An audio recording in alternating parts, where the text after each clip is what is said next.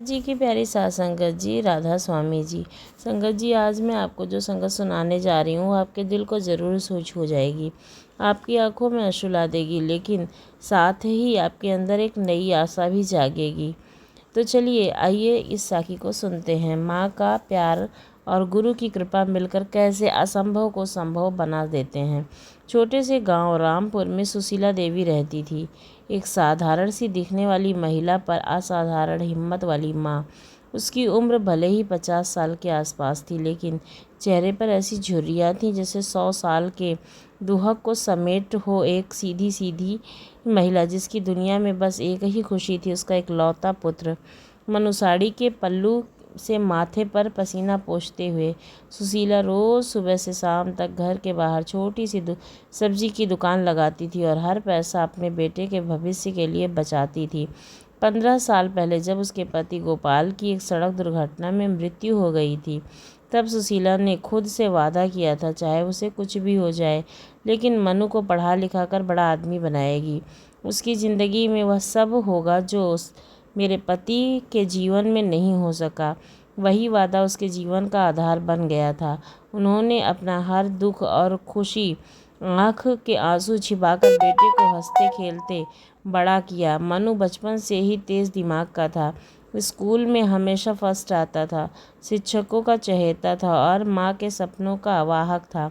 सुशीला को हमेशा गर्व होता था जब गांव वाले कहते, तुम्हारा बेटा तो कमाल कर देगा, देखना एक दिन पूरे गांव का नाम रोशन करेगा।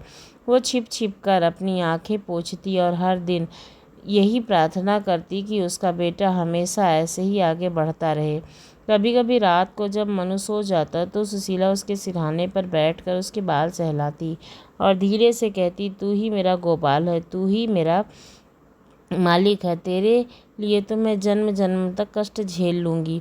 अभी आभार। मनु की नींद खुलती तो माँ की आंखों में आंसू देखकर पूछता, माँ रो क्यों रही हो? सुशीला हंसकर कहती कि अरे पगले, यह तेरे पिताजी की यादों में तेरे खुशी के आंसू हैं। तुझे देखकर तेरे पिताजी याद आ गए। लेकिन जैसे जैसे समय बीतता मनु बड़ा हुआ और परिवर्तन आना शुरू हो गया। छोटे गांव का स्कूल ख़त्म होने के बाद मनु को पास के शहर के कॉलेज में दाखिला मिला।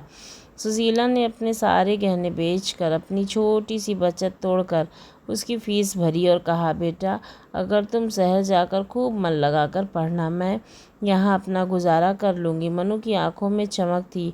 वादा था, माँ मैं इतना बड़ा आदमी बनूँगा कि तुम्हें कभी किसी चीज़ की कमी नहीं होगी।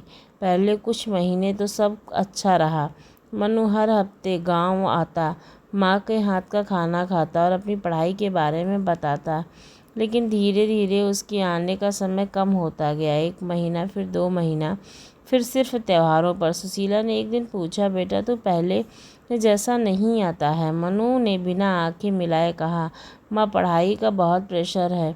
अपनी भोली सी माँ की बात पर मनु ने हंसकर टाल दिया और सुशीला को प्यार से समझा दिया, माँ आजकल कॉलेज ज़िंदगी ऐसी ही होती है। तुम गांव में रहती हो ना, तुम्हें क्या पता। अब के ज़माने पक्का। सुशीला ने चुप रह कर के सब मान लिया, परंतु उसके दिल को कहीं ना कहीं चोट पहुंची थी। असली परिवर्तन तब आया जब मनु का दूसरा साल शुरू हुआ। अब वह जब भी गांव आता तो उसे कपड़े, उसका चलना फिरना, उसकी बातचीत सब बदल गया था। लगता था उसके कपड़ों में कभी कभी शराब की बदबू आती, जिसे वह परफ्यूम से छिपाने की कोशिश करता। कभी कभी जब देर रात फ़ोन बजता तो दूसरी ओर से मनु की अटपटी आवाज़ सुनकर सुशीला की नींद उड़ जाती। एक बार जब उसने पूछा, बेटा तू शराब तो नहीं पीता? तो मनु गुस्से से चिल्लाया, माँ हर बात में टोकना बंद करो। मैं कोई बच्चा थोड़े ही ना हूँ, जो करता हूँ सोच समझ कर ही करता हूँ। उस दिन पहली बार सुशीला को अपना बेटा पराया सा लगा और समय बीतता गया। मनु का व्यवहार बिगड़ता गया। अब वह कॉलेज से फेल होने लगा था। पैसों की मांग बढ़ गई थी और गांव आना लगभग बंद हो गया था। सुशीला ने कई बार उसे शहर में जाकर देखने की कोशिश की, लेकिन मनु हमेशा कोई न कोई बहाना बना देता। उसकी दोस्ती शहर के कुछ ऐसे लड़कों से हो गई थी जो अमीर घरों के थे, जिनके लिए सिर्फ जीवन मौज मस्ती था। धीरे धीरे मनु उसके जाल में फंस गया था। शराब, जुआ और बुरी आदतें उसके जीवन का हिस्सा बन गईं। कई बार तो वह इतना नशा में धुत होता कि उसे याद ही नहीं रहता कि उसने किया क्या है। एक बार पुलिस से बचने के लिए उसे अपने दोस्तों के घर में छिपना पड़ा। उस रात उसने माँ को फ़ोन किया और रोते हुए कहा, माँ मैं बहुत बुरा बेटा हूँ, मैंने तुम्हारे सपने को तोड़ दिया है। सुशीला ने आधी रात को फ़ोन पर रोते हुए कहा, बेटा तुम बस घर आ जाओ, सब ठीक हो जाएगा। लेकिन अगली सुबह मनु फिर वही हो गया, फ़ोन बंद। माँ की चिंता से दूर एक दिन सुशीला को खबर मिली कि मनु गंभीर हालत में अस्पताल में है। एक झगड़े में उसे चाकू लग गया था। वह तुरंत शहर पहुंची। बुरी रात मनु के बिस्तर के पास बैठी रही। जब मनु की आंखें खोली तो वहां माँ की ओर देखकर उसकी आंखों में आंसू आ गए। सुशीला ने उसका माथा चूमा और कहा, बेटा चल घर चलते हैं, अब बस इस जीवन को छोड़ दो। लेकिन अस्पताल से निकलते ही मनु फिर बदल गया। कई दिनों तक घर में रहा, फिर एक दिन अचानक बोला, माँ मुझे वापस शहर जाना है, मेरे दोस्त इंतज़ार कर रहे हैं। सुशीला ने रोकने की कोशिश की, बेटा क्या ज़रूरत है वापस जाने की, यहीं रहकर कुछ काम धंधा कर लो। मनु ने गुस्से में उसकी तरफ देखा और चिल्लाया, तुम क्या समझती हो मैं एक छोटे से गांव में अपनी ज़िंदगी बर्बाद कर दूं? मैं बड़ा आदमी बनना चाहता हूं, समझी तुम? सुशीला को उसके शब्दों से इतना आहत किया कि वह सिर्फ चुपचाप खड़ी रह गई। फिर वह दिन आया जो सुशीला के जीवन में सबसे काला दिन था। मनु अचानक एक दिन घर आया माँ से पैसे मांगने के लिए। सुशीला ने बताया कि उसके पास अब कुछ भी नहीं बचा है, सब कुछ तो उसकी पढ़ाई और इलाज में चला गया। मनु ने गुस्से में अपनी माँ के शरीर को धक्का दे दिया। वो ज़मीन पर गिर गई। मनु चिल्लाया, झूठ बोलती हो, मुझे पता है तुम्हारे पास पैसे हैं, हर माँ अपने बच्चे से झूठ बोलती है। सुशीला धरती पर पड़ी हुई अपने बेटे को देख रही थी, उस बेटे को जिसे उसने अपनी आंखों का तारा माना था, जिसके लिए उसने अपना जीवन खपा दिया था। उसके दिल में दर्द नहीं बल्कि एक अजीब सी शून्यता थी। उसने धीरे से उठकर अपनी छाती के पास छिपा कर रखी पोटली निकाली जिसमें उसकी आखिरी बचत थी और चुपचाप मनु की ओर बढ़ा दी। मनु ने पैसे लिए और बिना एक शब्द कहे चला गया। उस दिन वह सारी रात सुशीला ने अपने आंगन में बैठकर आकाश की ओर देखते हुए बिताई, मानो उसके दुख हक को ऊपर वाले तक पहुंचाने की कोशिश कर रही हो। सुशीला ने अपने गांव की एक बुजुर्ग महिला से इस दुहक का जिक्र किया। उस बुजुर्ग ने कहा, बहू जब सारे रास्ते बंद हो जाएं तो सिर्फ गुरु का रास्ता खोलता है। हमारे गांव से 5 किलोमीटर दूर अगले महीने बाबा जी का सत्संग है, तुम वहां जाओ, अपने बेटे को उनके चरणों में सौंप दो। सुशीला के पास अब कोई भी रास्ता नहीं था। दिलचस्प बात थी कि सुशीला कभी धार्मिक वचनों में विश्वास नहीं करती थी। उसका मानना था कि मेहनत ही सच्ची पूजा है।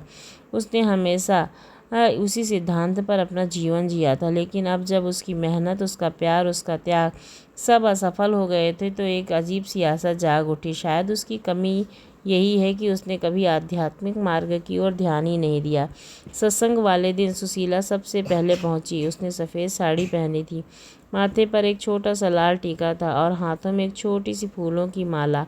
वह सबसे आगे जाकर बैठ गई, मानो उसकी बात पहले पहुंचानी हो। उसके चेहरे पर इतना दर्द था, इतनी व्याकुलता थी कि पास बैठी महिलाओं ने उससे पूछा, बहन क्या तकलीफ़ है?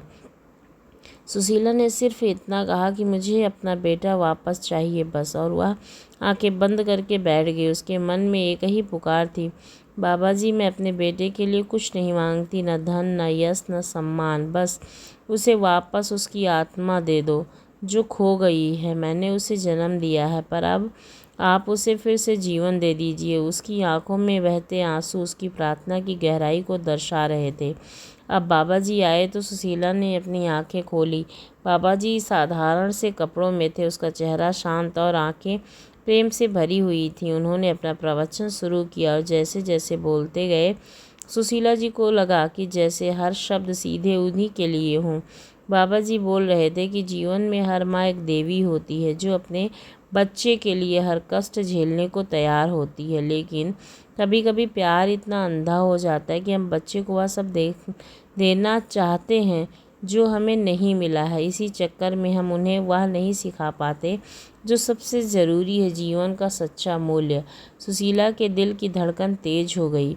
क्या बाबा जी सीधे मुझसे बात कर रहे हैं? बाबा जी ने आगे कहा, जब एक माँ अपने बच्चे के लिए रोती है वह सिर्फ आंसू नहीं बहाती, वह गुरु को पुकारती है, और जब पुकार सच्ची होती है तो कृपया देर से नहीं, गहराई से होती है, क्योंकि माँ का दिल और गुरु का दिल दोनों में एक ही प्रेम बहता है, निस्वार्थ शुद्ध। सुशीला ने के आंसू अब और तेजी से बह रहे थे। उसे लग रहा था कि बाबा जी उसके दिल की हर बात जानते हैं। प्रवचन के अंत में जब सभी लोग शांति से बैठे थे, बाबा जी ने अचानक कहा, आज कहाँ हमारे बीच एक माँ बैठी है जो बहुत समय से अपने बेटे के लिए तड़प रही है। उसका बेटा तो खो गया है, पर माँ की पुकार सीधी हमें सुनाई दे रही है। हम उस माँ को आश्वासन देते हैं, उसका बेटा आज ही रास्ते पर लौटेगा, क्योंकि माँ की पुकार और गुरु की कृपा मिलकर पत्थर में भी दरार डाल देते हैं। पूरे पंडाल में सन्नाटा था। सुशीला के शरीर में एक अजीब सी झुरझुरी दौड़ गई। क्या यह सच हो सकता है? क्या बाबा जी वाकई उसकी मनोव्यथा को समझ गए हैं? उसे अपनी आंखों पर यकीन नहीं हो रहा था। जब उसने देखा कि बाबा जी सीधे उसकी ओर देख रहे हैं तो उसकी आंखों में अपार करुणा है। सत्संग खत्म होने पर बाद में सुशीला ने बाबा जी के चरणों में माथा टेका। बाबा जी ने उसके सिर पर हाथ रखा और धीरे से, वहाँ माँ, तेरा दुख हमने सुन लिया है, अब घर जा, तेरा बेटा तुझे वहाँ मिलेगा। सुशीला ने आंखें उठाकर देखा, बाबा जी मुस्कुरा रहे थे। उसके मन में एक अजीब सा विश्वास जाग उठा था, जैसे एक तूफान के बाद पहली किरण। वह जल्दी जल्दी घर की ओर लौट चल पड़ी। सूरज डूबने लगा था। उसके मन में उथल पुथल मची हुई थी। क्या सच में मनु घर आएगा? क्या बाबा जी ने सच शब्द होंगे? क्या सिर्फ एक टूटी हुई माँ के आत्मविश्वास को बढ़ावा देने के लिए कहा गया है?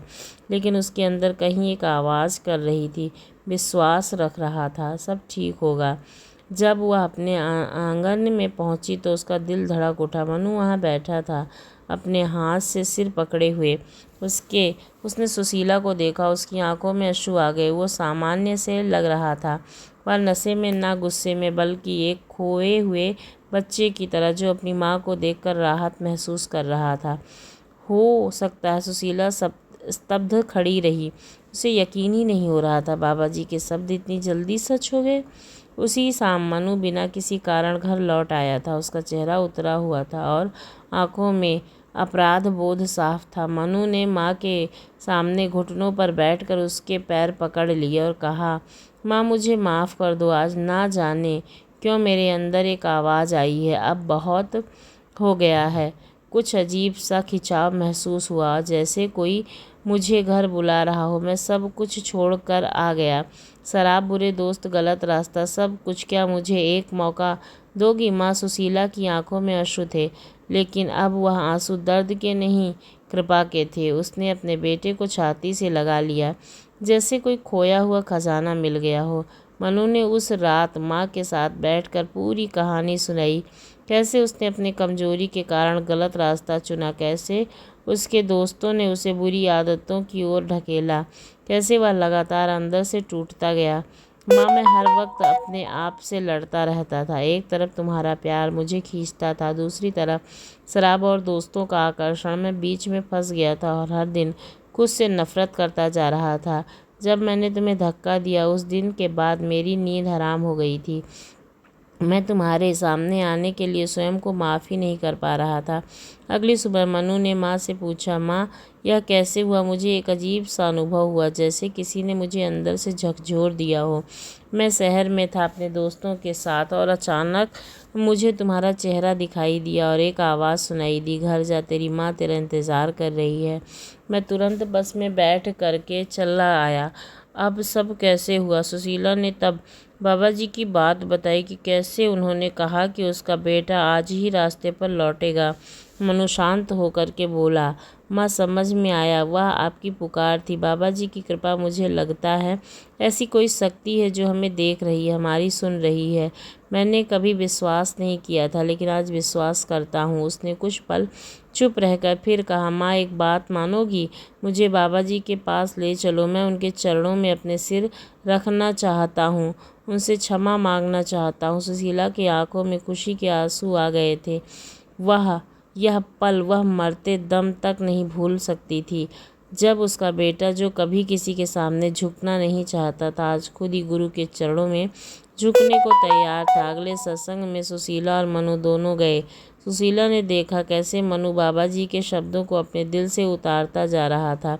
बाबा जी के प्रवचन के बाद जब सभी जा रहे थे तब मनु बाबा जी के पास गया और उसने उनके चरणों में गिर पड़ा। वह बोला, बाबा जी, आपने मुझसे ही बचा लिया और अपनी माँ को दुख देते देते खुद को खो बैठा था, लेकिन आपकी कृपा से मुझे फिर से जीवन मिला।